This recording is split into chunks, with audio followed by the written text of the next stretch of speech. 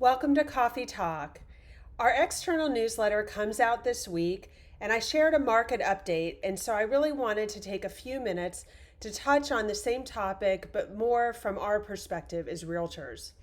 As we all know, this is the strongest sellers market that we've ever seen, and we see that selling in this market allows most sellers to have a very smooth transaction with optimal terms.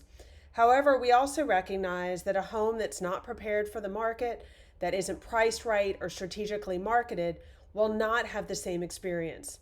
So when you're competing for listings, look for examples and use them to show the value of working with an expert. When it comes to buyers, we also have to work really hard to show the value of preparation. Having the appointment made in advance, educating your client on the comps before the showing, having the offer prepared so that you can act fast, and of course, it is paramount that you're communicating with the listing agent. We also have to work really hard to overcome the challenges that buyers are facing right now. Show them rather than tell them that there is a continuous supply of new homes that are hitting the market.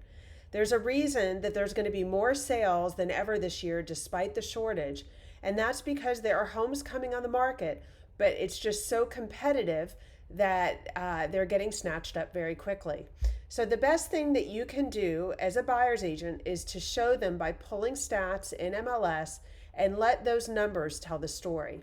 For example, in Davidson County, there's 453 available listings under 500,000 right now. And there were over 1,000 closings last month. So there's about half as much inventory this month than there was last month. So if someone's sitting on the sidelines thinking this is going to get better, this may show them that actually it could get even tougher. And so they need to go ahead and bite the bullet and get into the market. Also understand there's differences between neighborhoods, different school zones, different parts of town. For example, in Williamson County right now, there's 66 available listings between 500,000 and a million. And there were 236 closings last month, so that's a lot lower.